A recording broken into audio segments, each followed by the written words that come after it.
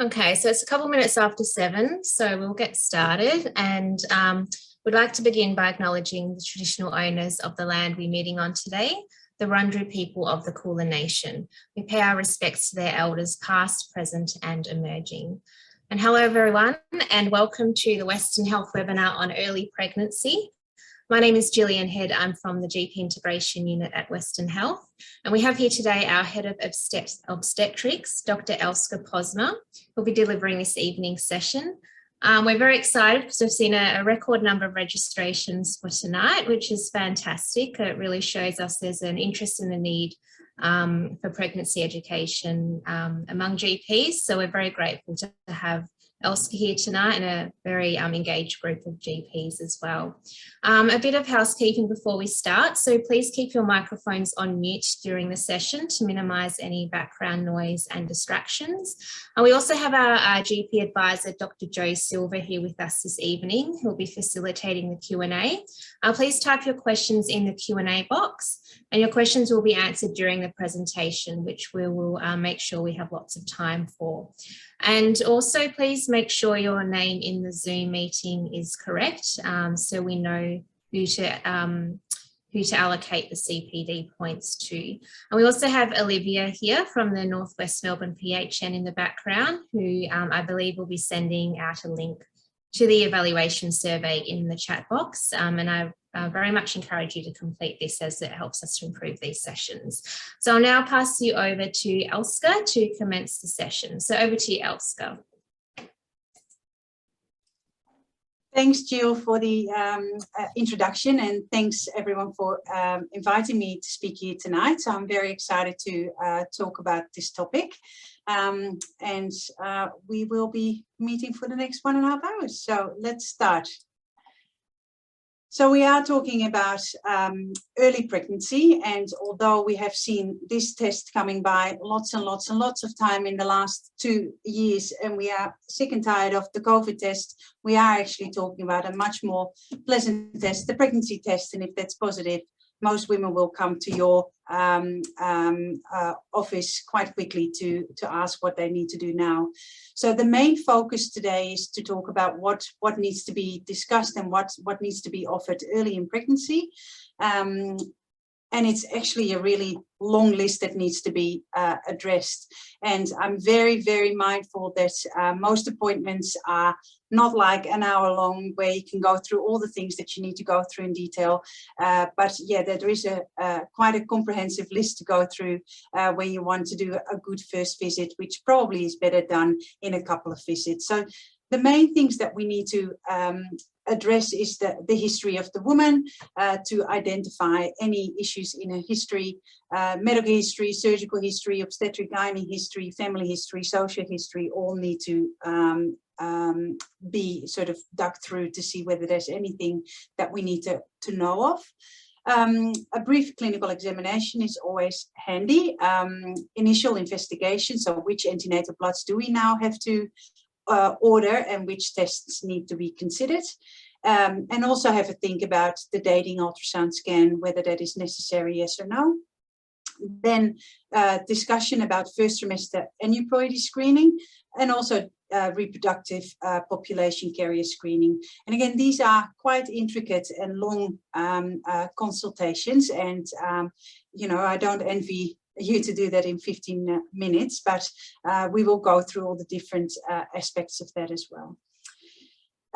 Then how to confirm the due date, because that's really important, and what sort of advice and education do you give the woman on her first consultation, as well as organising further care in her pregnancy. Where does she go, hospital care or not, etc. Just to start off with, if someone comes for the first visit and they have a positive pregnancy test, but they present with some bleeding, and even though that's not sort of what this topic is about, but I did want to give some advice that most of these women don't necessarily need to go to the emergency department, because especially with the pressure on the emergency departments at the moment. Often women are waiting hours and hours to be seen by one of the registrars in the hospitals, to be told to be sent and referred to the EPAS clinic the next day. So if in any way, shape or form possible, if women don't present with significant pain, or if there's no really glaring obvious ectopic going on, if there is some early pregnancy bleeding, then that may be a good idea to send them to an EPAS service in one of the hospitals instead of sending them to the ED, because it is really stressful to wait in there at the moment. Then let's go to the history taking. So what's your story? That's basically it. We need to go through all the different elements of the history, because we can get a lot of information from that, and a lot of information about a woman's background and what we need to watch out for. And we can also identify risks that we can then mitigate in the pregnancy with certain interventions if need be.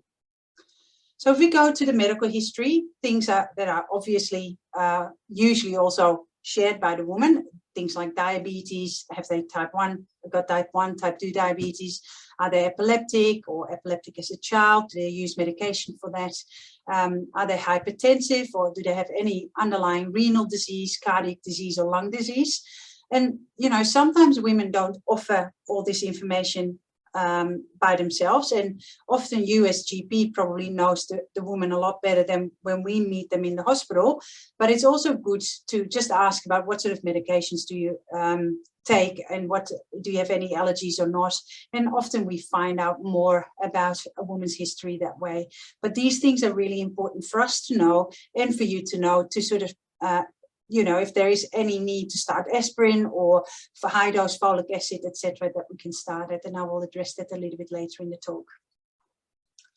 With regards to surgical history, especially abdominal surgical history is important for us, and in gynae history, of course, as well, previous hospital admissions, if they don't offer the information up like that. But have they ever been operated before? Were there any issues with things like general anesthetics? And that's all important for us to know, preferably from the start, so that we can sort of address that in the first visits at the hospital as well, or if they stay in shared care or under midwifery care, that can be addressed there.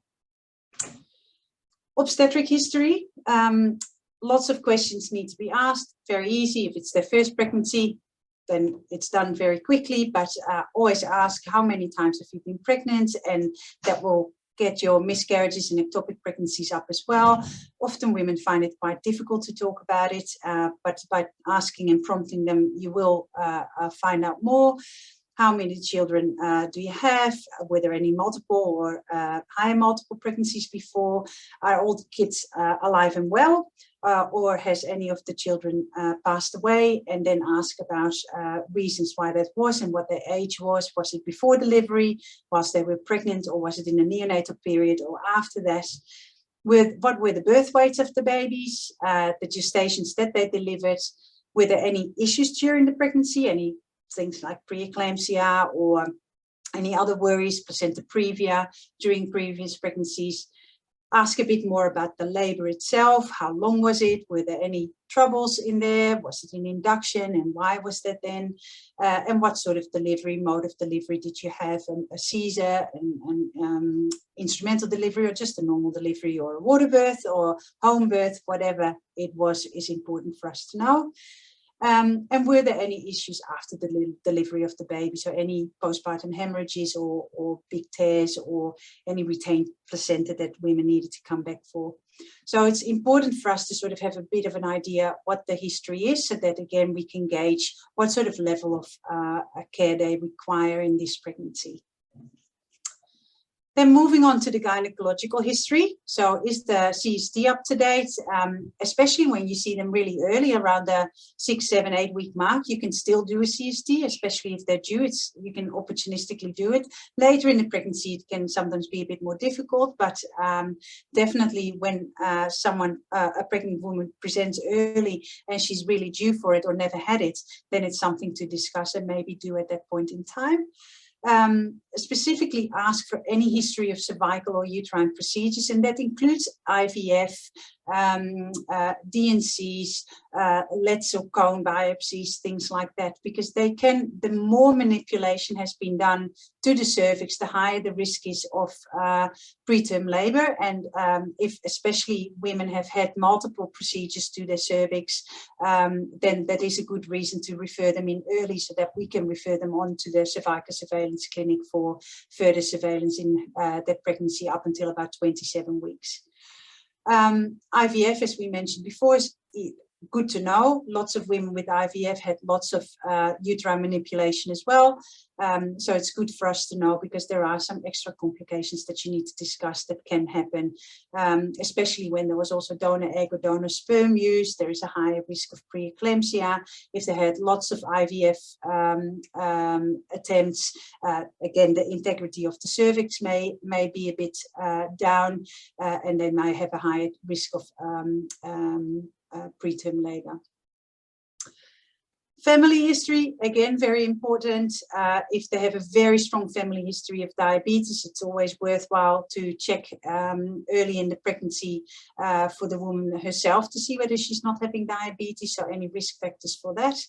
And any genetic disorders, is there any risk? So did the upcoming mum or the dad, do they have any sort of genetic disorders themselves, or in first line relatives?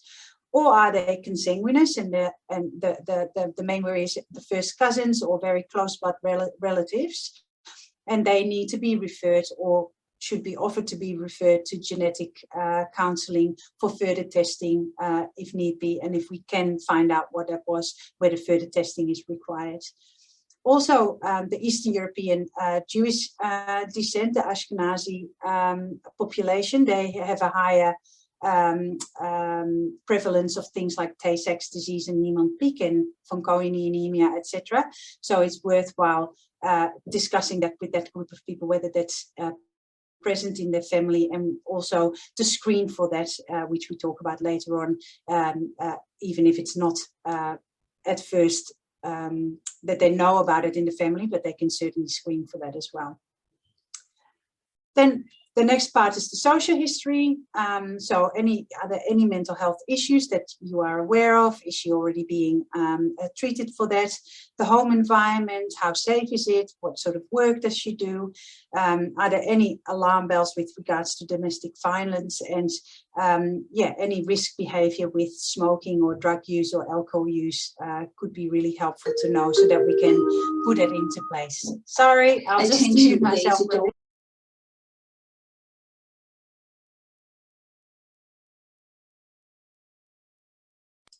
Sorry, it may happen a little bit more often.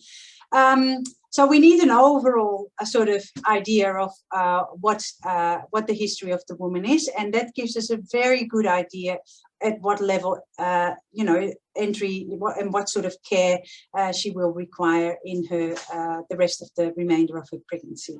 So that first visit is, from a history taking point of view, really, really important. Does anyone have any questions about that so far?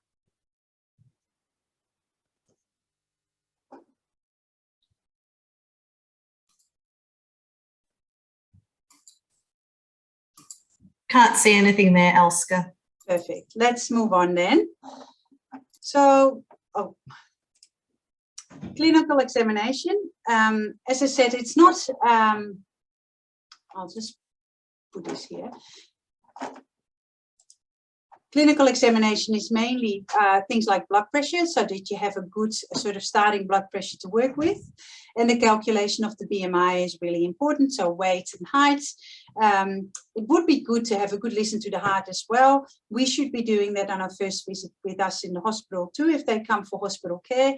But if there are any murmurs to be found or any issues, then we can always refer them on for an echo early in the pregnancy, because sometimes it can take quite a bit of time to get it organized, just because with the whole changes in the blood flow in the pregnant woman, it would be good to know that early in the pregnancy. And any targeted physical examination when required.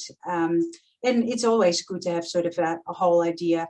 Are there any, if someone had an abdominal surgery before, what does the scar look like, etc., just to have a general idea of the well-being of the woman at that point in time.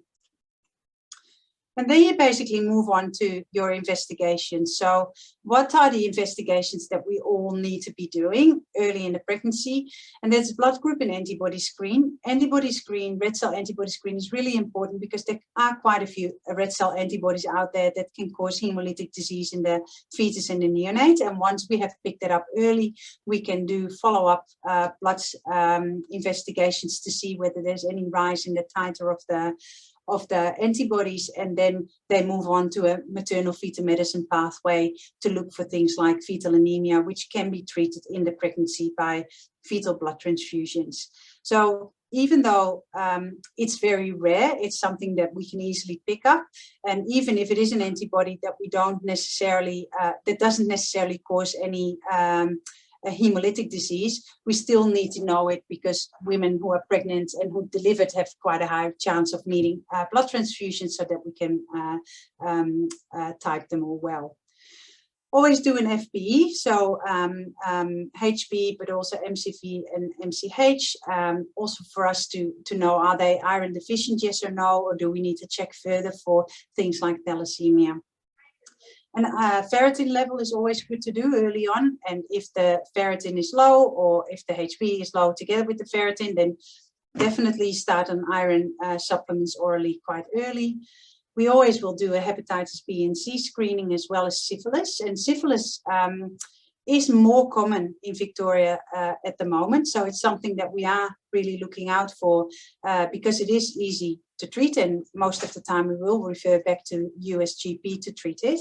And also women who have a higher risk of acquiring it, we will test again at 28 weeks as well. And that may become part of our regular testing in the hospital too. Rubella antibodies, important to do. If someone is not immune for rubella, we can't give the MMR, of course, in pregnancy because it's a live vaccine, but we will give that then after the delivery of the baby and make sure that she goes home with that as well. HIV serology needs to be done, and we do a urine analysis for bacteriuria because even though that can be asymptomatic, women are at an increased risk for preterm labor again if they have unidentified bacteria in the urine. So that is something to look out for as well. Then there are also quite a few tests that need to be done only on indication, and it very much depends in which area of the city you work, which is more prevalent. But especially here at Western Health, we will do a lot of early diabetes screening because of the overall the Asian ethnicity. Lots of women come from that background, and they have a higher risk of getting diabetes in pregnancy or having pre-existing diabetes, but also a high BMI population. So at the moment, for women early on, we do a HbA1c and a fasting blood glucose to check for that. Also hemoglobin electrophoresis. If your FBE indices indicate that you need to test further, then that's something that you should do. Here at Western, again, we do that as a standard, but that's because we have a lot of women from that area. So we do it as a standard, but not most hospitals won't. Young women need to be tested for chlamydia and gonorrhea in a urine PCR. And also women who are vegetarian or vegan, a vitamin B12 can be really useful because if that's low, which is often the case, they need to be supplemented for it. A TSH needs to be done if there are any sort of issues with thyroid symptoms. It doesn't necessarily need to be done all the time, so only on indication when you think it's necessary. And cervical screening we already addressed. Any questions? I see now quite a few in the chat, so maybe there are a few questions. So Elska, there was a question, should you do a PV in the first visit?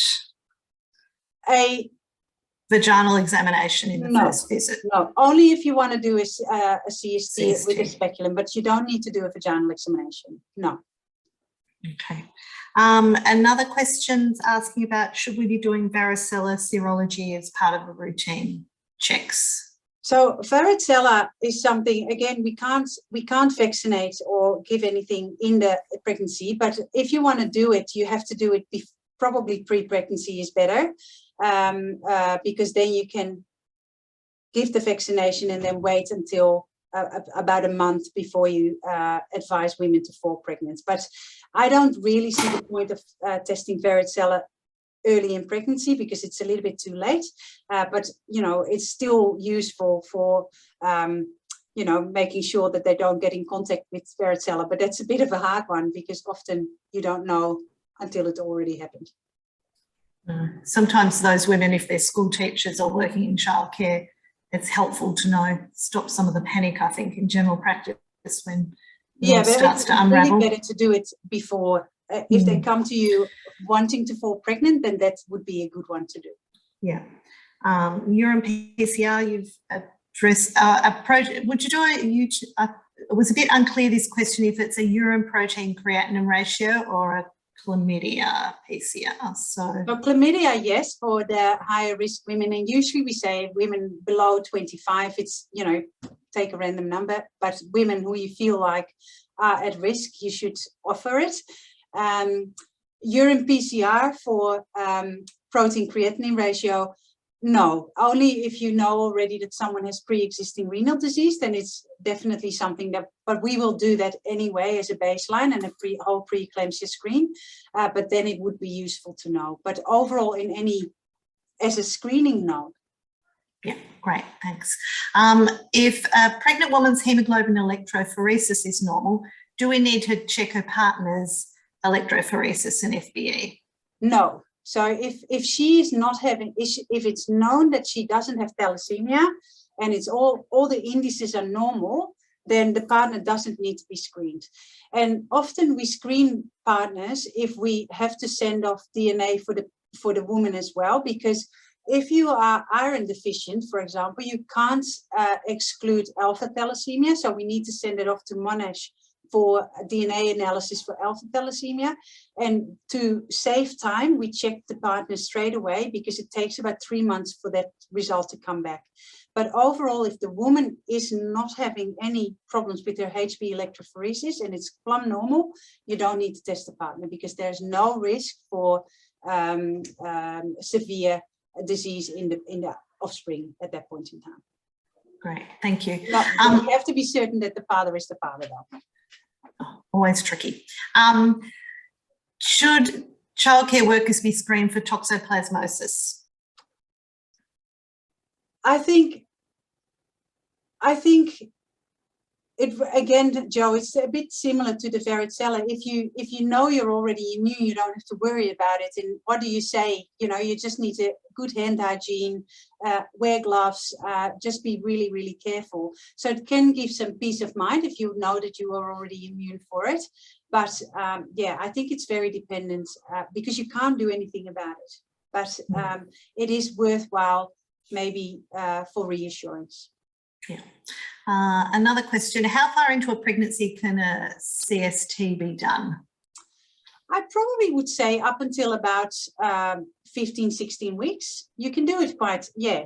Sometimes it's just harder for pathology to read it, but with the CST is also different than a PEP test. So you can actually do it quite far in the pregnancy. And look, if we have women during the pregnancy that we see sort of an abnormal cervix, or she keeps on having bleeding, we do colposcopies as well in the pregnancy. So it's not undone, but it's just easier to do it as soon as you can once you pick them when they're pregnant. Another question, when do you screen for alpha thalassemia? If all the indices are normal and you have a normal MCV, normal HB, you don't have to screen for it. But if you have a low HB and a low MCV, and even if you know someone is iron deficient, then you do need to screen for alpha thalassemia because you can't pick that on those indices by that time. Thank you. I think that's all. Hang on, there might be another couple of questions in another. Can you comment about vitamin D screening in pregnancy? I'll come to that in a little bit. So I'll leave that for a little bit later on. And there was another question completely unrelated for you, Elska. Is the recording available to rewatch? And yes, the PHN will put it on their YouTube channel. Okay. Thank you. Shall we move on? Yes, we'll. Okay. So the next part is, yeah, I think really important as well, and that's to determine the actual estimated date of delivery, which overall, when you have a woman who has a very regular cycle and you have a known last normal period, there officially, and I also think Ranscock says, there is no necessity to do a dating scan. I think we all feel reassured if we have a dating scan. And I'm certainly not saying that women don't need a dating scan, but I think if you're very certain of the dates, then it's not necessarily necessary. But if you do it, you preferably do it between 7 and 13 weeks. Before 7 weeks, we really can't make much of it on the scan yet, and it's really impossible to date. But from 7 weeks, it's okay. And I've just cut and paste what we have in our Western Health Guideline on determining the estimated date of delivery. We don't use scans before 8 weeks, which I think we need to change, because actually a 7-week scan is already quite good. But let's say we use a scan from 7 weeks and then a 7 to 8 plus 6 week scan. If the LNP date is not more than 5 days different from that scan date, we still take the LNP date. But if it's more than 5 days different, you take the scan date. And the same counts for, like, the later you get in your pregnancy, the more sort of difference there should be. But we use this, and it's really important to get the due date right at the start. So a clear last normal period, plus minus the dating scan between 7 and 13 weeks. Then aneuploidy screening. So, and here I think, you know, it's something that we need to offer to all women, and it's a voluntary test. But it takes quite a little bit of talking to explain this well to women. So we need to offer it to all women, and it needs to be offered as early in the pregnancy as possible, so that women have an idea what they need to choose or what they want to choose, and whether they actually want to go ahead with screening, yes or no. If they don't, that's absolutely fine. If they do, that's fine as well, but they do need to realize what we're actually testing for. And I often see women, and women have, a lot of women don't have a really good understanding what we're actually testing or screening for. So it should be communicating using clear, simple and consistent language, and especially here in the Western suburbs, it can be very tricky with lots of women coming from different backgrounds culturally, but also a lot of linguistic barriers, language barriers. But what we need to get across is that what can and can't we test for, and we'll go through that in the next couple of slides. What is the difference between a screening and a diagnostic test? Because often we still hear, oh, but I had that screening or that test early in the pregnancy, so my baby is healthy. That has nothing to do with each other. So we just need to make sure that we explain that well. We have to be aware of all the different advantages and disadvantages of each test that we offer. Also the timing of the tests and the potential costs that are involved. And there are quite a few costs involved. That is not for everyone doable to pay.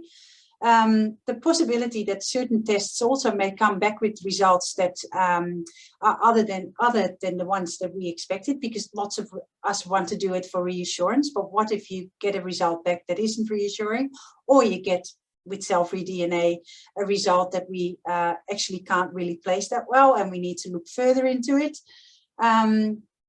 Also that you have the option of testing further after you get a positive screen result, and also the reassurance that regardless of what the outcome is and what the decision is to continue or not continue, that there's always ongoing support available via you as GPs, but also especially via us in the hospitals. So in the end, it needs to be an informed decision-making process, and it needs to be a shared decision-making process. And that's really important, that women understand what they're actually having screened at the start. So what are the tests that we have available? Well, in the first trimester, we have available the combined first trimester screening test, which we had already for quite some years now, that incorporates the nuchal translucency on a scan, as well as the serum PEPA and beta-HCG. And the other test that is available in the first trimester is the cell-free DNA-based testing. If you go to the second trimester, then you can't do the first trimester combined screening test anymore, but you can do the maternal serum screening, which is probably not the best test out there, but it is the one that women don't need to pay for. And often, you know, here we do see that there is quite a bit of uptake still of the MSST. And that's basically looks at maternal age, AFP, estradiol, and beta-HCG plus minus inhibin as well. Or if women are in the second trimester or they figured out that they were pregnant quite late, you can still offer them cell-free DNA testing. Basically, cell-free DNA testing can be done throughout the pregnancy from 10 weeks onwards. So you can do it the whole pregnancy through. Also be aware that the focus of the screening tests is mainly to look at common autosomal aneuploidies. So trisomy 21, 18, and 13. That's the three chromosome abnormalities that we're looking for. And that is just because they are the most common chromosome aneuploidies that we see in the common population. And that's also what those tests are designed to pick up. So they're not designed to pick up anything else, right? So if you look at the combined first trimester screening, then it's important to note that that consists of those two parts, the blood test that needs to be done between 9 and sort of almost 14 weeks. And we look at PEPA and beta-HCG, and that gets combined with an ultrasound scan between 11 and 13 weeks and 6 days. It's preferable to do these scans at 13 weeks because that's the ideal sort of sweet spot to do the scan, because then you can see the anatomy really, really nicely, and it's the best time to do it. 11 weeks can be a bit of a struggle to get a good measurement. So what we look for is nasal and we look for the nuchal translucency, but actually, especially certain sort of co-gullet, more specialized ultrasound services can do a full morphology scan already as well, almost at 13 weeks. You can pick up a lot of things already. So the combined first trimester screen, besides the blood test and the ultrasound, takes into account your maternal age as well, and that risk then gets calculated in an algorithm, and you can get a negative or a positive screen result, and the cutoff for Down syndrome is 1 in 300. So everything above that is called a positive test result, and everything below that is a negative test result. So what are the advantages of the combined first trimester screening? Well, it is a highly sensitive test. You can detect things very early. And also, as I just mentioned, you can get that early morphology scan as well, where you can confirm that there's no twins or triplets or higher multiples, as well as that you can confirm the gestation at that point in time. You can see that it's an ongoing pregnancy, and also structural development can be looked at.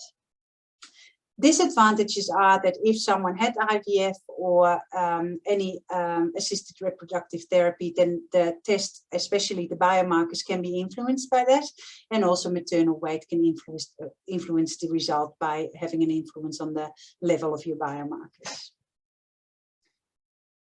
If we go to any questions, by the way, about the first trimester combined screening test, maybe? So there's a question, do you base the gestation age on the ultrasound or the dates for when you do the final, the nuchal scan and bloods? Yeah, so I would always go with I will go via that diagram that I just put up. That if you have an early dating scan that is in keeping, not more than 5 days out from your last normal periods, I go by dates. Lots of hospitals do it a bit different, but I think if you look at the evidence out there, the most reliable way is to still look at your last normal period, unless it's really far off, then you take the dates. Does that make sense? Yeah. And Elske, just going back, excuse me, there was a question about the dating ultrasounds, whether it had a role, was it necessary for everyone? Was there a role only in those women who had irregular periods or who are unsure of their dates, or were you also doing it to rule out an ectopic? Look, overall, I think if someone doesn't have any symptoms and, you know, you should be able to rely on your last normal period. I think it's the hard sell nowadays not to do it, but it is specifically, it would be for women with irregular or unknown LNMPs. But I think there's nothing wrong by ordering a dating scan just to make sure that it's not too far out from your last normal period. Lots of women don't know it exactly, or so I'm definitely in favor of a dating scan. But if you actually look at it, why do we do it? The chance that it is an ectopic, if you don't have any sort of abnormal bleeding or symptoms, is quite low. And most of them will pick up because there's something happening that requires further EPAS scanning. I've just got another question, Elska, that's popped up. Oops, sorry, running two boxes here. Should you do a dating scan before doing the NIPT to exclude a multiple pregnancy? Good question. I think if you do the NIPT, of course, is quite a bit of money. So you kind of want to know that you have a viable fetus then. So I probably would say, yes, have a look at 8 to 10 weeks before your NIPS test. And I think some of the specialised obstetric services sort of out west will do a sort of a viability scan and the NIPT on the same visit. That's quite useful as well. Yeah. I think that's it for the moment, Elska. Thanks. I may have some coughing fits in the meantime, but hopefully it will stay okay. So maternal serum screening is the second trimester serum screening that we offer. That's collected between 15 and 20 weeks.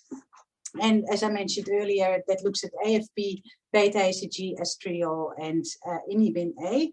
And again, you have an in-house sort of commercial software system that calculates the risk. So what are the advantages? Well, the advantage is that it's available for women who actually present for their pregnancy care quite late, still sort of in early second trimester.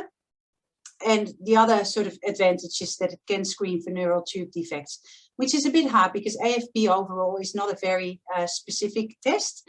And your gold standard is still to look at 20 weeks at your ultrasound. But if you get a really abnormal result from your AFP, then you can book in an earlier scan to check for neural tube defects. Again, disadvantages are that it can be affected by previous affected pregnancies and maternal weight. This is free. We can order it here in the public system, but it is, again, not the best test for screening for aneuploidies that we have out there, and I will go through that in a second. Then we come to the last test, cell-free DNA. Of course, much more coming up since 2013. We have that available here in Australia, and as I mentioned, it can be done after 10 weeks of pregnancy, gestation, and we do it throughout the pregnancy. You can. It has the highest sensitivity and specificity to detect Down syndrome. However, the main disadvantage is that it's a lot more expensive and it is still self-funded, and ultrasound still need to be offered, in my view, between 11 and 14 weeks to look for those structural anomalies. So the costs can go up. If you have a viability scan before, then you do your NIPT and then your 13-week scan, then that really comes up in the numbers from a self-funding point of view. We do need to realize that the cell-free DNA test actually doesn't look at fetal DNA. We actually look at placental DNA, but we always assume that the placental DNA is the same as the fetal DNA, but it's actually not pure fetal DNA. So just to put them all in one table, if you look at the combined first trimester screen, the gestation for screening is between 11 and 13 weeks with the bloods first and then your scan. It has a good sensitivity, about 85%, and a good specificity of 95%, with a positive predictive value between 7 and 10%. If you compare it to your MSST, which is done later on, the sensitivity is a lot lower. You still have a reasonable specificity, and your positive predictive value is a bit lower. And then you come to the cell-free DNA test, which is done above 10 weeks, which has a very good sensitivity and specificity and has a 45% predictive, positive predictive value. So what else do we need to know about our cell-free DNA-based testing? I'll just quickly have a bit of water. So it actually doesn't perform similar for all the things that you can test for, but it does very well for trisomy 21 and 13, and also very well for trisomy 18 with just a little bit less, and it has a very low false positive rate. And if you look at the sex aneuploidies, then it is a little bit lower. It's around 96% and a slightly higher false positive rate. So what do we do with the test? Because we kind of can get false positive and false negative results. And the reason for that is because there is that discrepancy in placental and fetal chromosome count sometimes. And it can be, for example, if you have a chromosome problem that only exists in the placenta and not in the fetus, which is called confined placental mosaicism, you will have an abnormal NIPT result. But if you would do an amniocentesis, which is where we take a little bit of amniotic fluid out, then you actually have the fetal cells, and that may be completely normal. So you always have to follow these tests up with a test, a diagnostic test. You also have the rarity of vanishing twins, so that you start off with a twin pregnancy and that one of them demises quite early, but there is still placental cells floating around from that vanishing twin, and that can obscure your result and give you false positive results. You also can have true fetal mosaicism, which means that only the chromosome problem is present in the fetus and not in the placenta, and that will give you a false negative result because there's actually a problem with the fetus, but you don't pick it in your placental tissue. With cell-free DNA, there can also be changes in maternal or from maternal origin. So if, for example, you have a woman with a low level of Turner's mosaicism, and she never knew that because she fell pregnant, because she can when you have a low level mosaicism, that may give you a positive cell-free DNA result for that aneuploidy. And certain tumors can give positive results as well. You can also have lab errors and also low fetal fraction, and I will go through that in a bit. So who should be offered cell-free DNA testing? I think often now that the thought is that you give it as you offer it as a primary screening to the group of women who can afford it, because most women will want to have the best screening test out there, but it's not for everyone. You can also use it as a secondary screening after you've done your combined first trimester screening. Overall, my view on it is that if you get a low risk combined first trimester screen back, i.e. a trisomy 21 risk that is less than 1 in 1,000, so 1 in 2,000, 1 in 3,000, you don't need to do any cell-free DNA testing. That's silly. You don't get any further. You don't have to do both tests. They are not helpful together. However, if you get an intermediate risk, which is the one we said 1 in 300 is the cutoff, but if you get a result back that is like 1 in 400 or 1 in 600, some women still feel a little bit anxious about that because it's not low risk, but it's not a positive result either. Those women can be reassured by doing a cell-free DNA test.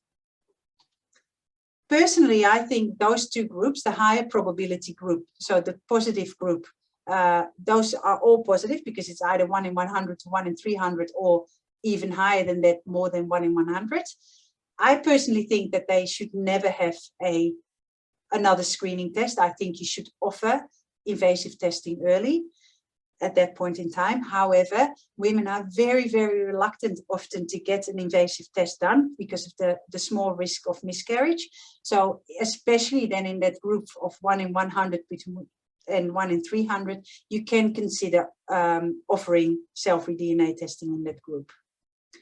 You also need to know that 1 in 72 will have a clinically significant chromosome abnormality that cannot be detected in cell-free DNA testing. So what I mean by that, if you have a combined first trimester screen, and for example, that is positive because you have a very high beta HCG or a thick nuchal, often we're not actually looking for trisomy 21, 13 or 18. There's probably something else going on.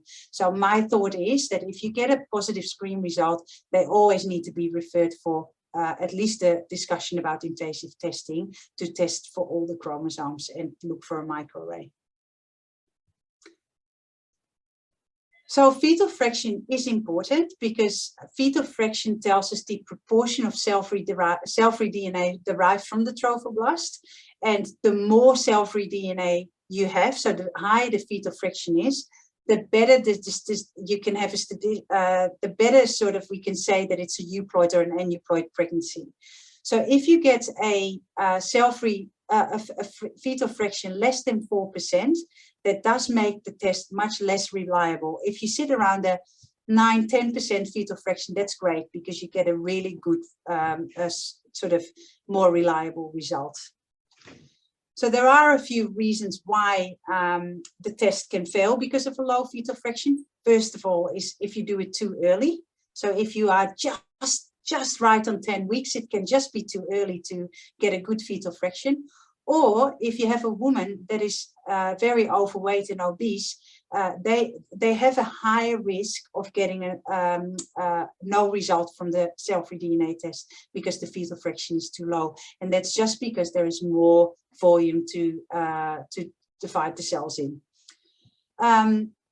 Also interesting to note is that if there is a fetal chromosomal anomaly present, often your fetal fraction is low as well. Not sure how that works, but we always get worried if someone comes back and has a normal weight and gets 2 cell-free DNAs back that are not conclusive and they don't get a result, then that is worrying. You do need to refer them on to a tertiary center where they can get MFM counseling about further testing because that is not normal. You should be able to get a result then.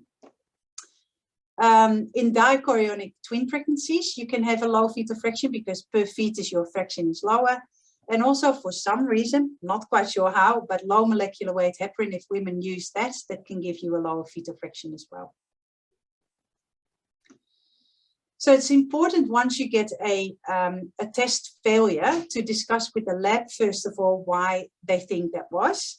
And you do need to offer further testing if that's the case. So you need to offer a detailed ultrasound for fetal anomalies and euploidy markers if you don't get a result. Sometimes if you're early enough, you can even still do the cell-free DNA the first trimester combined screen just to get some sort of idea of risk assessment. But if you do the scan and there is obviously an abnormality, of course you do a diagnostic test, but if that's normal, you can still offer that combined first trimester screening or a diagnostic test if women are very anxious about it. So overall, after a failed result, in especially the normal BMI women, you have a 2.5-fold higher chance that the baby is actually aneuploid.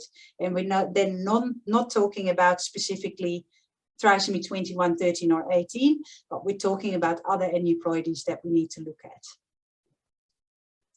Any questions so far? Because I know that this is a lot to cover. A basic question, Elske, about which of the, we can send to multiple labs. Do you have a preference as to which lab you find, Not really. There's quite a few out there now. I mean, it used to be only one lab that offered it, and now I think there's plenty out there. I think it also very much depends on what the costs are per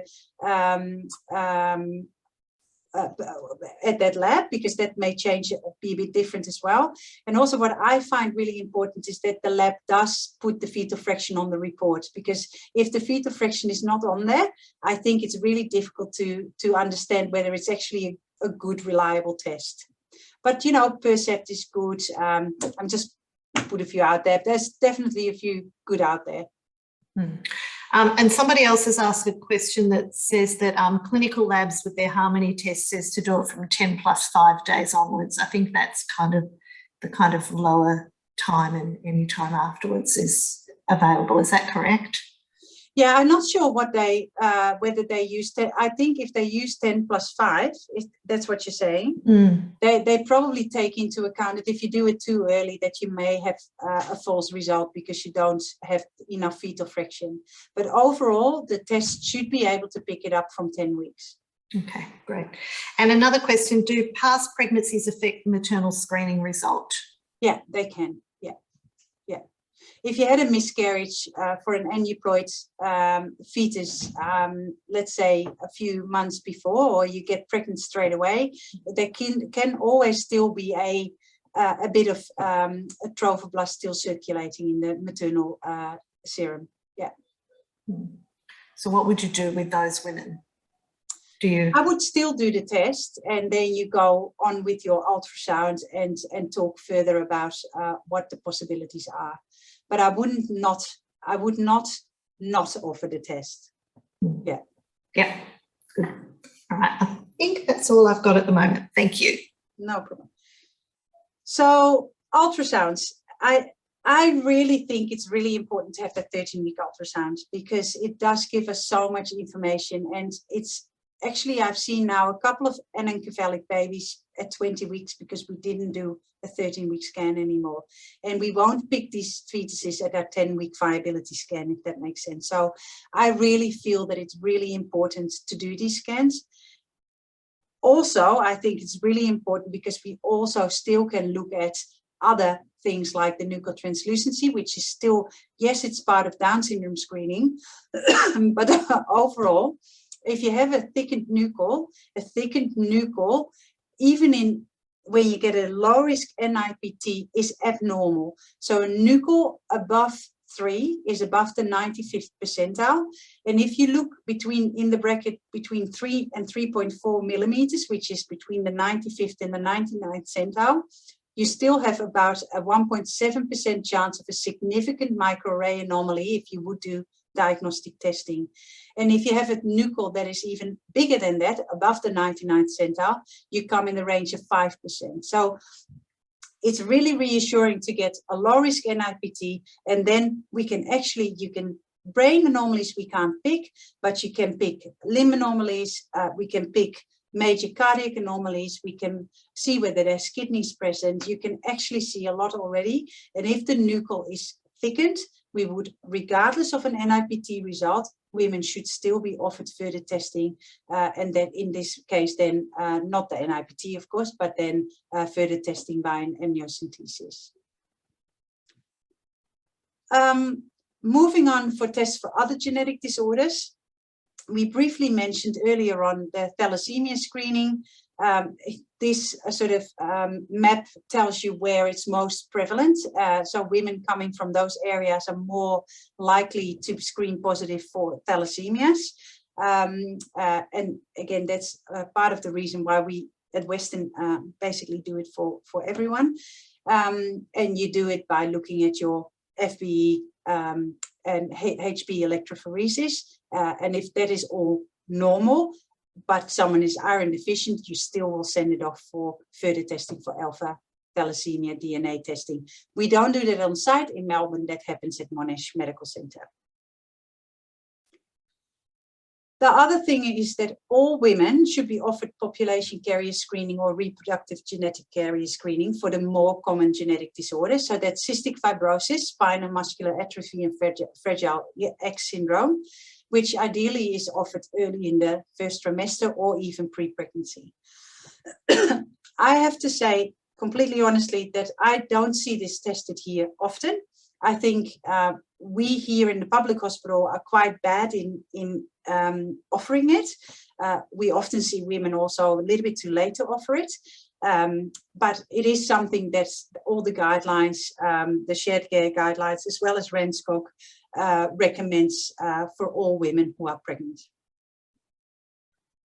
It does come at a cost, and again, I'm really sorry, but I can't tell you what the costs are, but there are smaller panels and bigger panels, and I can assume that it depends on what sort of panels you choose, what the costs are. Jo, do you have more information on that?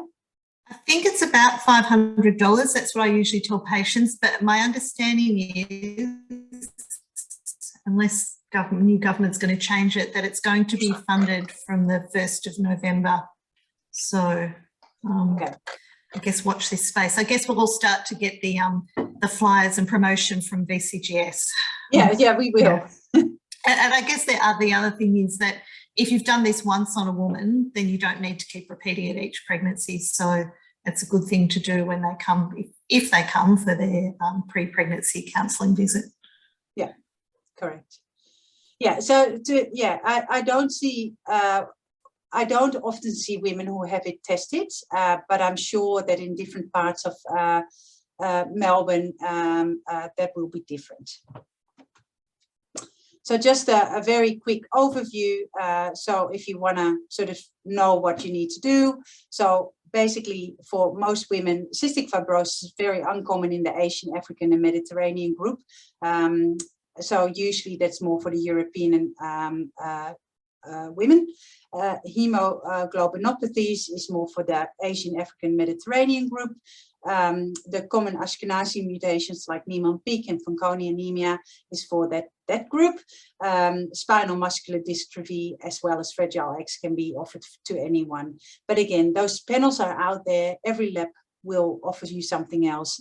So yeah, basically watch this that space.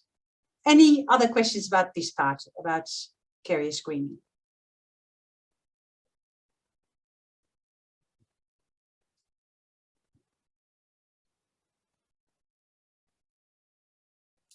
Oh, good. I think I didn't okay. Unmute myself. All right. Let's move on then to the next part, and that's risk mitigation. So what can we do to mitigate certain pregnancy risks? And probably one of the most studied is the mitigation of the preeclampsia risk. I know that there are also, and maybe you know, that question is somewhere out there, but there are certain ultrasound providers that offer screening for preeclampsia early as well, with uterine artery Dopplers, etc. Overall, RANSCOG doesn't. It's being updated at the moment, but overall, it hasn't been found to be extremely beneficial. But we do need to take a really good history to sort of assess the risk for women of preeclampsia in their pregnancy, because we do know that low-dose aspirin is a really good way to prevent or delay the onset of preeclampsia. So we can at least try to make it from a severe early onset preeclampsia and more mild later onset preeclampsia, or no preeclampsia at all. So what are the indications for aspirin? Of course, everyone who has had a past history of preeclampsia, especially when that was preterm, so when it started before 32 weeks. Women with multiple pregnancies have a higher risk of preeclampsia. Pre-existing renal disease is a very high risk factor for preeclampsia. Attention, as well as for the evening.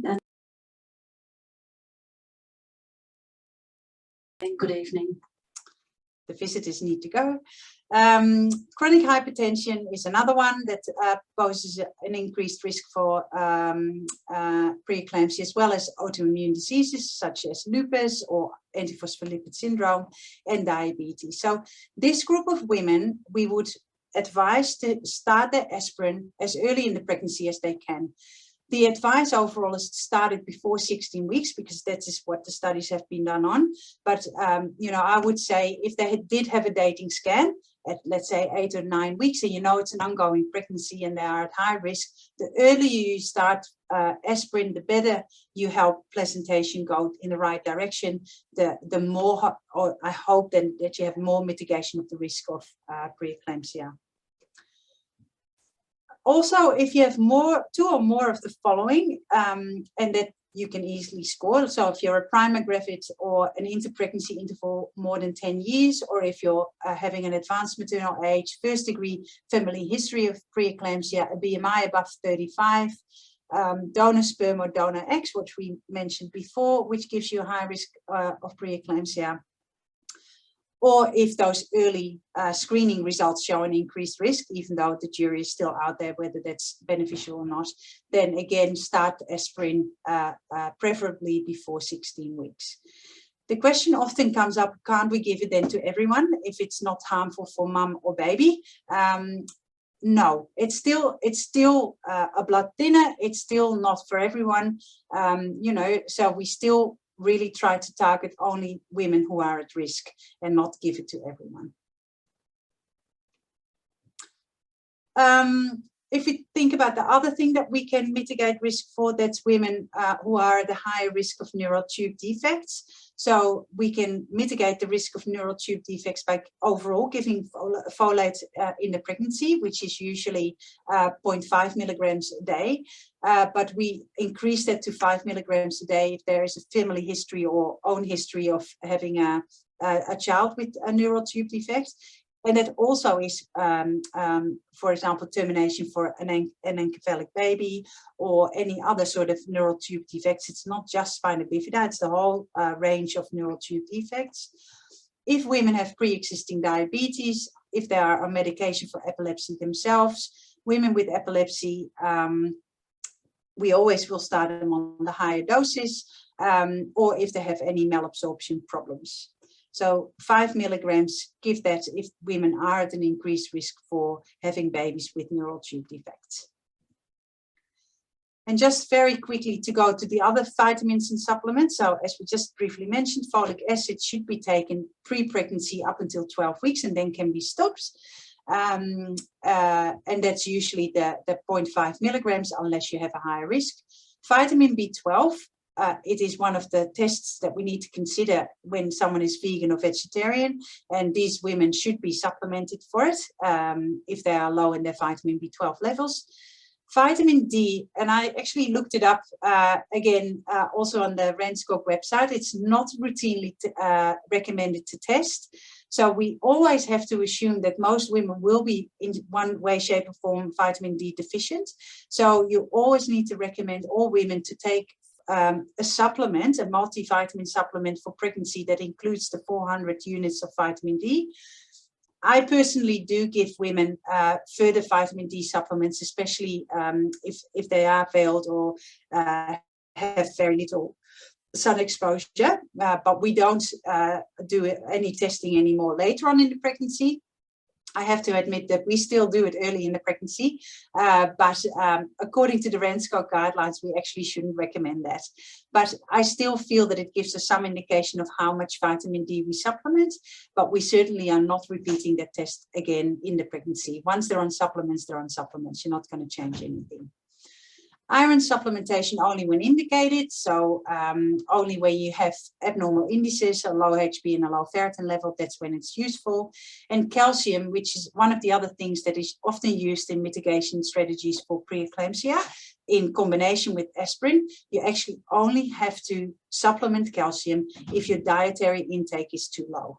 If women have good dietary intake by dairy, eating their dairy every day or drinking their dairy every day, and they have the right amount of intake, they don't need supplementary calcium, also not for mitigation of or lowering of your preeclampsia risk. Questions? There's a couple of Oscar. B12 supplements, can that be IM or oral? Both. Don't have a preference? No. Okay. And it I can be think given. after you do that, we cheekily refer back to you guys to do that. Yes, slough to the But GP. we don't have a preference. Okay, thank you. And I guess if it's dietary, then there's probably no reason why an oral B12 wouldn't be a problem. So no, correct, yeah. So yeah. I think that would be, look, if it's malabsorption, it's different, but I think indeed oral should be completely appropriate if it's for due to dietary intake. Yeah. Is aspirin, if there's been a previous growth restricted pregnancy, but no associated preeclampsia, so would we still offer that? Yeah, good question. We do. Often, if you wait long enough, probably there will be some sort of preeclampsia going on, or there is at least some sort of placental insufficiency. So even though the effect on lowering the risk of growth restriction is a little bit less than what has been proven for preeclampsia, it's certainly something that we do. Yeah. Another question around folic acid in thalassemia. Should you give high dose folic acid? We don't, no. And is it dangerous to have high folic acid after more than 12 weeks? No, you will just excrete it. So, but it's not necessary to take it longer. And I think most multivitamin pregnancy tablets that are taken throughout the pregnancy still have folic acid in there as well. Yeah. Do women over 40 need to take 5 milligrams of folic acid? No. Okay. If you've got a high BMI, should you have a higher dose of folic acid? No. Another question I've got, which I missed earlier on, is where would you refer somebody for genetic screening or counselling? So lots of hospitals, and I can talk for most of the tertiary hospitals, have a genetic counselling service. So you usually either go through that genetic service or via the maternal fetal medicine service. So at Western, you refer to maternal fetal medicine or early to us overall, and we triage it. And that's why it's so important to have the right information so that we know there is a problem with, either a genetic family history or consanguinity, and then we will refer on straight away to our maternal fetal medicine where the genetics fall under. But I know at the women's they have a separate genetic service as well. So it's just making sure that you fax the referral through to the normal referral pathway to the antenatal clinic, and then they triage it in the right way. Great, thank you. Another question is, if I think we're talking about this first trimester screening, if the scan or blood test is performed too early by a few days, would it affect the result? If the blood test is taken too early for a combined first trimester screen, yes, it will affect the result as well as the scan. And we actually can't, there is no normal, if you have a fetus that is 10 weeks and 6 days, and it very much depends on the CRL that has been measured, there are no normal grams for your nuchal translucency. So the algorithm won't work. So it won't get you a result. So it definitely influences it. And I would definitely advise everyone to recommend the scan for both first trimester combined screening as well as if you had NIPT to be done around the sort of high in the 12-week, early 13 weeks, because that's the sweet spot. Thanks, Elska. A question about routine. I note calcium supplementation is routinely recommended by obstetricians if there are risk factors for placental dysfunction. Would dietary calcium be sufficient? So I think you've answered that. Yeah, saying no, definitely. We are very keen to give people calcium, but if they have a good dietary intake, they don't need extra calcium. No. Another question, what about iodine? Iodine, so all women should have iodine intake, yeah. And in most of at least that's what I assume, that in all the bread and water it will all be there. And I think also in your multivitamins there is some iodine as well. Yeah, I think sometimes women are taking some of those brands that you've not heard of, or they've got them from the naturopath and things, and so I think it's worthwhile just seeing if you can read the labels and make sure it does have the iodine in it. But yeah, the routine Blackmores and Elevate and things have all got iodine in them. I'll just check.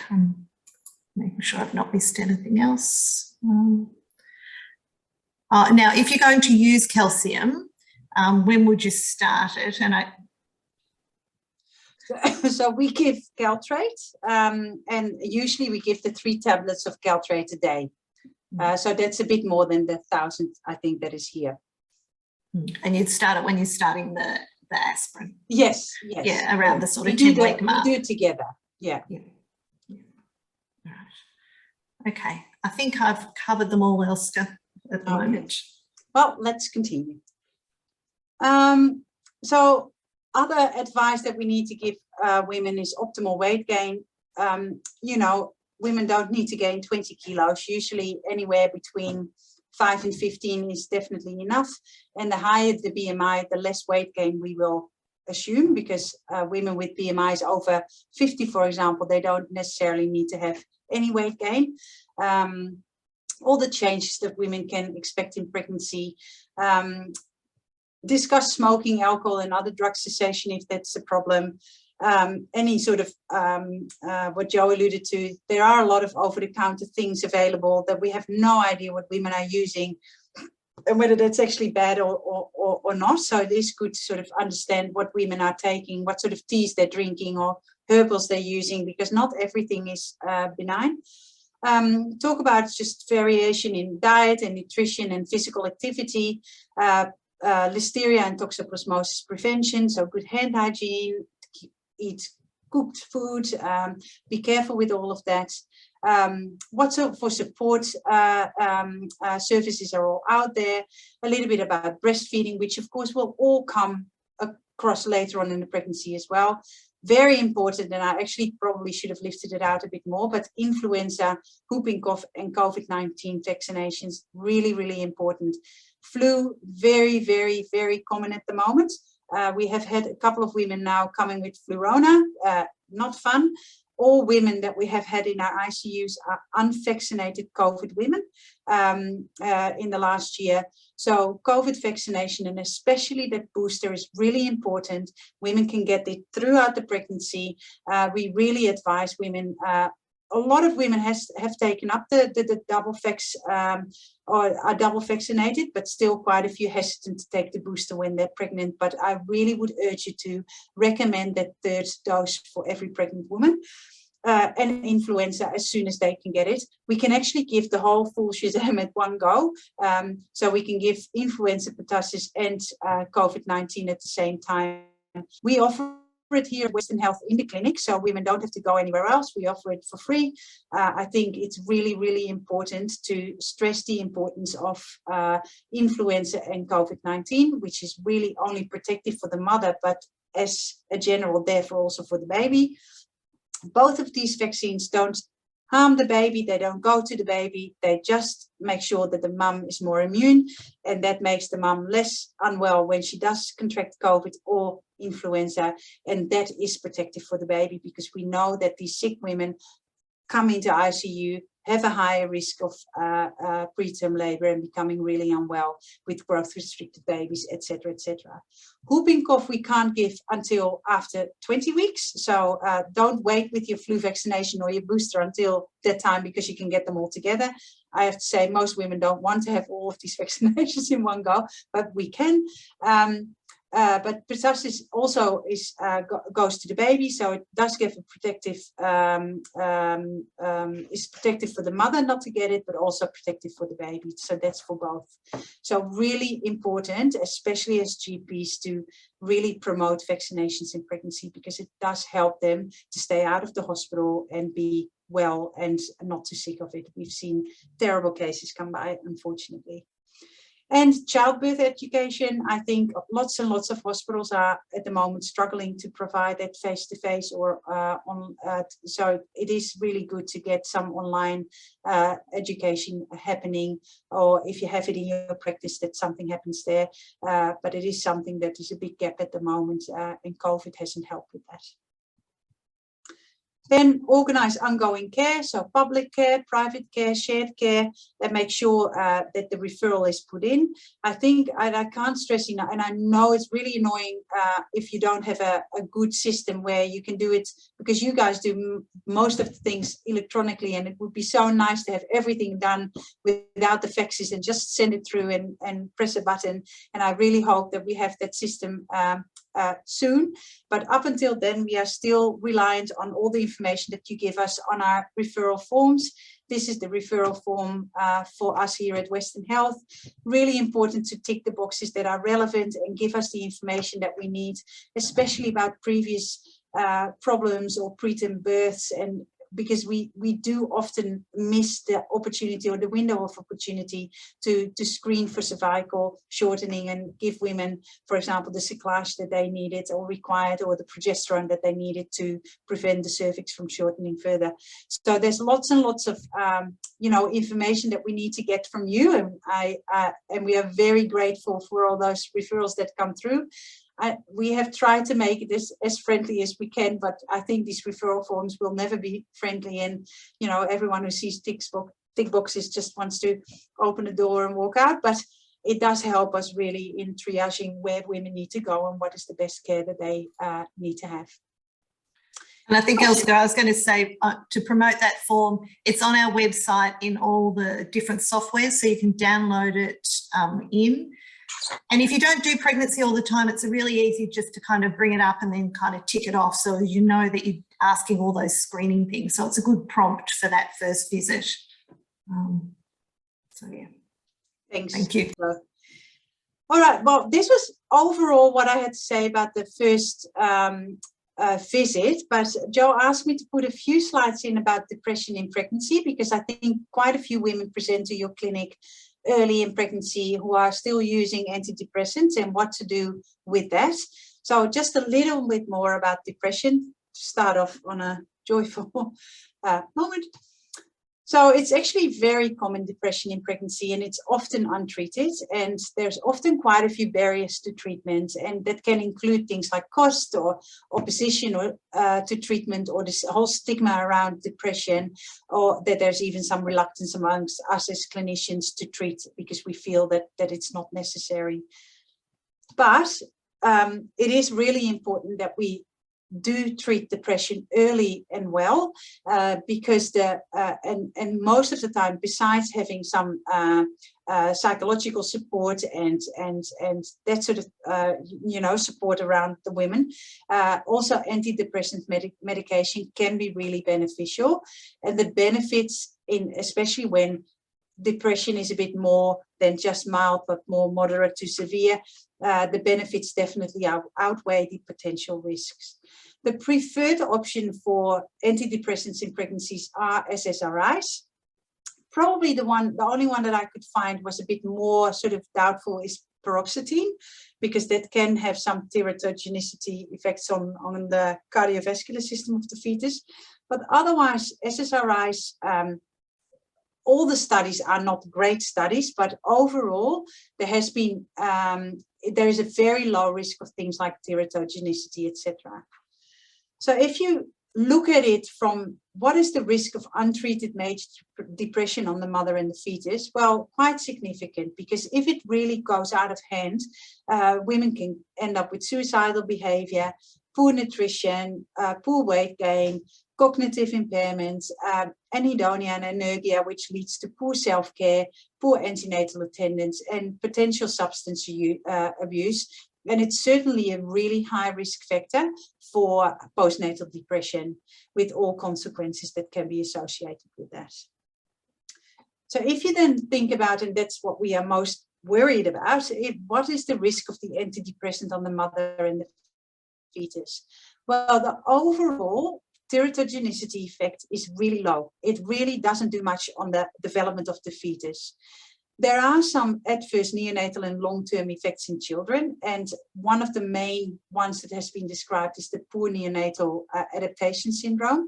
But most of the time, these babies do need to go to special care nursery, but it's usually self-limiting and no medication is warranted. So most of the time, it's only for a short period of time, and then it will resolve itself, and there's no ongoing issues. There's a very tiny increased risk of persistent pulmonary hypertension in the newborn as well. And of course, as you know, probably better than we do, there are some maternal adverse effects like insomnia, gastrointestinal issues, weight gain, sexual dysfunction with the use of antidepressants. But overall, none of these are a reason for us to stop the SSRIs early in the pregnancy.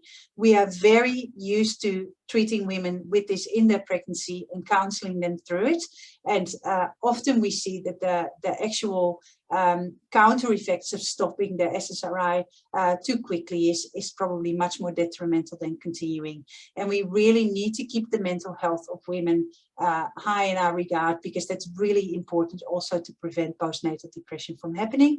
And we can often link them in with other supports around that, with social work, perinatal mental health, etc., US GPs for ongoing care as well. So it is important not to just stop it, even if the woman wants to stop it herself, just for the sake of the pregnancy, if she definitely requires it.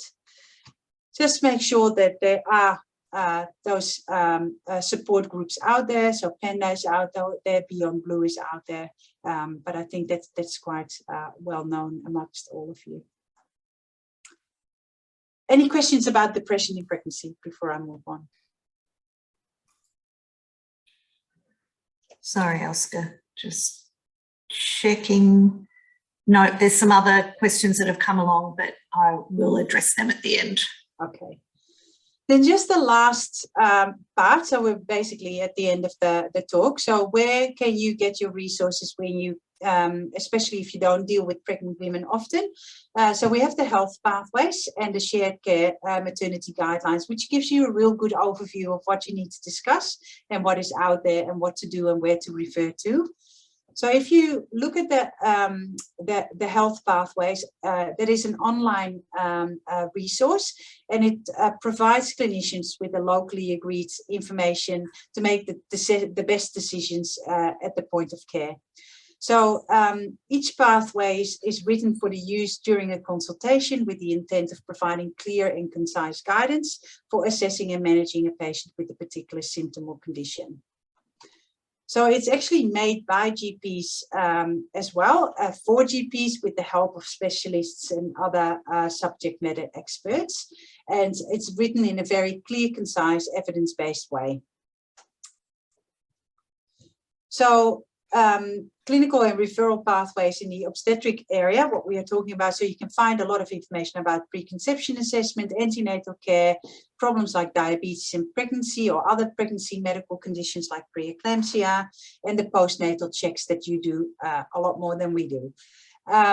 Also obstetric referrals, how does that work? Where do you refer to? And as I mentioned earlier, women who are, especially the women early in pregnancy with some bleeding without any pain, with a low risk of ectopic pregnancies, please just send them to an EPAS service, and you can find their information on the health pathways.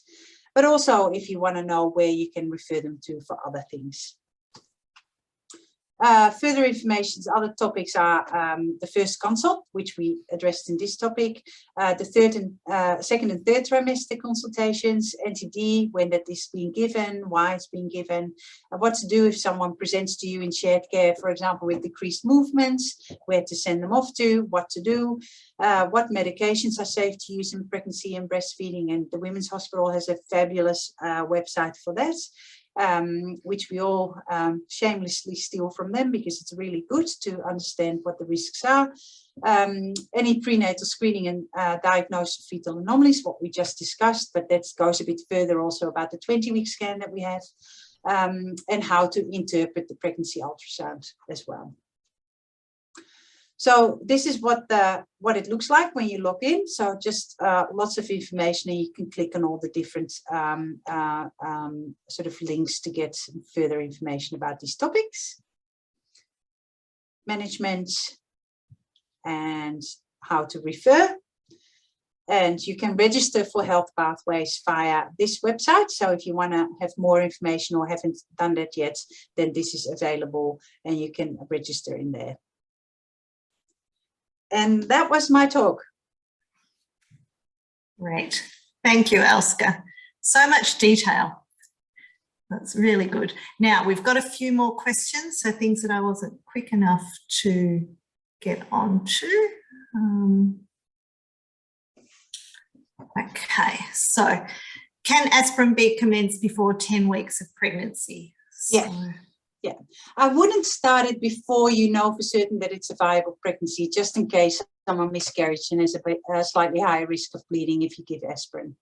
But yes, it can be started earlier, but not too early. So, you know, you don't want to use it right at the periconceptional part, but probably around 8 to 9 weeks would be doable. Yeah, I wouldn't start it too much earlier than that, because it can then have impact. Great, thank you. For somebody who's got an unplanned pregnancy and was binge drinking prior to realising she was pregnant, what are the effects on the fetus, and can we test for any of these consequences? That's a very good question, and a difficult one, because it gives a lot of anxiety in women, and everyone every now and then has these weekends that they go full, and you know, it is really difficult. But overall, as a rule of thumb, if there was any major issues, you would miscarry early if you have it around that time. But if someone is really worried about it and has really had excessive intake, I would probably refer them to the maternal fetal medicine unit for further scans there. You can have the fetal alcohol syndrome. That is more when you really sort of keep drinking throughout the pregnancy. So most of the time we can be very reassuring and say, you know, that occasional having a few too many right around the conception time is not a major issue, but ongoing, of course, that is an issue, and we can always refer on for a targeted scan, either in a good in a tertiary hospital or with one of the more MFM, i.e. COGU scanning places out there. Great, thanks, Elska. There's a question about Werribee Mercy having problems with their faxing. I guess we're Western, so we do at the moment run 2 separate referral services, but I think if anybody's having any problems with faxes and issues with referring, then go to the GP liaison teams at the relevant hospital. And I know Werribee Mercy, they're much better than us at Western at the moment, because they've got a feedback button that you can go into and tell them about the issues, and it goes further up the tree. So do that. I do have to say now that, Jo, that we at Western, as most of you may know, that we have amalgamated with Becker's Marsh. So Becker's Marsh is now part of Western Health. So we're working on sort of seeing where that all fits, but Becker's Marsh is not a standalone from a maternity and gynae point of view that is incorporated and amalgamated with us at the moment and ongoing. Yes, and I think Bacchus Marsh's new head of obstetrics is online. Yeah, so Prem's here, I think. Oh, good. Yeah. Yeah. So yes. So now the role for progesterone in early pregnancy. Yeah. So in an IVF setting, women will get progesterone. From a preterm labour perspective, it will only be on indication. So yeah, we usually see women coming to us. I let myself be guided by the IVF specialists if it's given for that reason, for luteal support in IVF pregnancies. But overall, by the time that we see them, they have stopped it already. So I think most of the time, around 12 weeks, it will be stopped, and there's definitely no indication whatsoever to continue it through the pregnancy. The only reason why we give progesterone is if we find a woman with a cervix that is short in the mid-trimester, then our first port of call will be progesterone to stop that cervical shortening process before we have to revert to a cervical cyclage. But progesterone in any other setting, I don't think is a good idea. So only for IVF pregnancies for luteal support, and then stop it after your first trimester. Thank you. There's a question here about electronic referrals. Yes, Jill and I are working on it. Let's keep our fingers crossed to everyone for late 2023. So fingers crossed, but don't hold your breath. Yes, it is coming. Unfortunately, IT projects don't run as quickly as we'd like, but we are e-referrals where we're working on a big communication piece with improving our outgoing messages, which will be in place end of next year, and also e-referrals, which is really exciting because we'll be able to sort of working on having, you know, like health pathways, referral guidelines built into templates and things, so it'll be much easier to refer. So, but But on that, we'll keep you updated. But if you are interested in being involved in that project, please flick me an email. And we're always looking for GP input into these projects. So it is coming. Thanks, Jill. Somebody's asked a question about where can we access a list of medications that are safe in pregnancy. So I think, Elske, you mentioned so the Women's Hospital, and I have to say that I don't know whether it's open, yes or no. I thought it was, but they have a extremely good sort of library where you can search on medications alphabetically, and it tells you what sort of group teratogenicity it has for pregnancy, first trimester, second trimester, third trimester, and breastfeeding. But it may be that it is actually not an open site and that you then have to go and find a friend that can access it. I think it's subscriber. There used to be a book that's come out, so and the book was really good, but it's now an annual fee. But saying that, I think if you've got somebody who's been on some medication, they present early in pregnancy and not sure, the women's pharmacy are fantastic. You can ring them up, you can leave a message, and they'll get back to you that day. So I think that's a great service. So that would be a really good service, because I think, you know, calling a hospital and ask one of the registrars on call to look it up is usually a very long wait. But if the pharmacy at the women's provides that, that's great. Yeah. So there was, I think, a question also about genetic counselling. So we can, if the referrals come into Women's Clinic at Sunshine, then they will get referred on.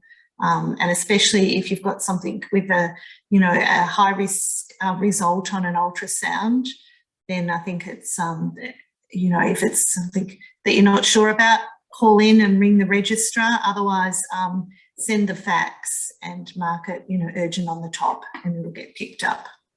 Yeah, and really have a few good reads through the results, and especially if you have the combined screening tests, for example.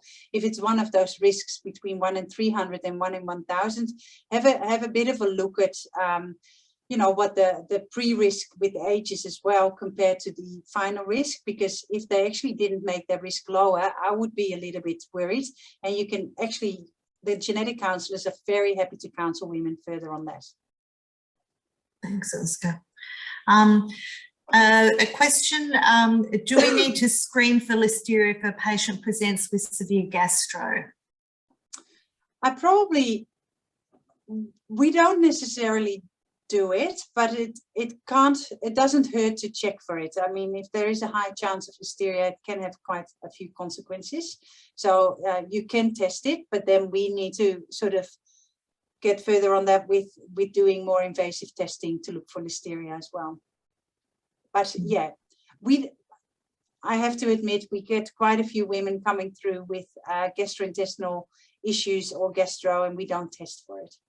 But if you think about it, we probably could. Thank you.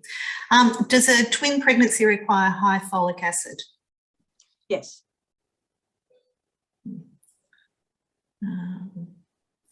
That's more for the HB that is lower, and just to boost it up a bit more. Yeah. Okay. Folic acid or folinic acid in women with a MTHFR gene mutation. Any thoughts about that? No, they just need to have the same things. Yep.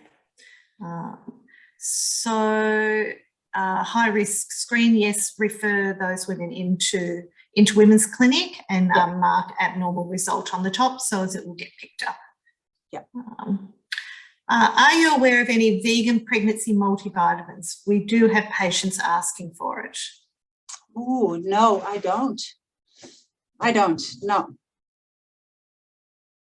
No, I don't either. I guess that's probably a question we could take on notice and perhaps ask some of the dietitians. Yeah, exactly, or the pharmacists or whoever. Yeah.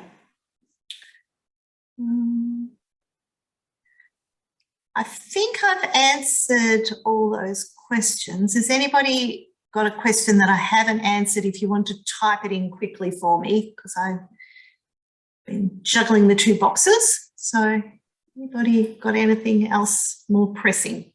Now's your chance. No. All right. So I think the session, this session is going to be recorded on the North West Melbourne PHN website. So that, you know, because Elska's, you know, whizzed through a lot of stuff over the evening, so it's fantastic, but it's always good to go back and watch those pearls of wisdom if you've missed something. And I think, you know, it's unrealistic for us as GPs to, you know, as Elska and I have spoken about before, to do all of this in 15 minutes. So I think, you know, just think about what bits that you need to do in that first visit. Send them off with some, you know, some reading material about the first trimester screening, some dietary information, hand washing, those sort of things, and get them back and kind of break those visits up into sort of 3 or 4 visits, or you're just going to find yourself quite overwhelmed. So, yeah. So I don't think there's anything else that's come through, Elska. So thank you very much for a fantastic session. It's been really good to give that overview of that first visit and things we need to be thinking about. So I'll just hand over to Jill now, I think, for that. Yes, no, thank you, Joan. Yes, and thank you very much, Els. It was a fantastic presentation, and we've had a really good turnout. So very successful session, and thank you, Jo, for all your facilitation of all of those questions. I know it can be hard to juggle all of those. So and I believe Olivia's sent through the link to the feedback survey. So really happy, you know, keen to hear your thoughts on how tonight went, so we can improve these for the future. And yeah, we're planning, you know, in the stages of planning some more sessions this year. We're looking at virtual fracture clinic, Aboriginal Torres Strait Islander clinic, as well as some other ones. We're also looking at having a face-to-face session later in the year. So please keep your eyes peeled on that one. I also, quickly before I go, just really thank the Northwestern PHN for all of their support for tonight. They've done a lot of, they've helped us a lot in organising this event. So really appreciate all your support for Western Health Education. And that's all from me. So thanks again, everyone. And I hope you enjoy the rest of your evening. Thank you. Thanks, everyone.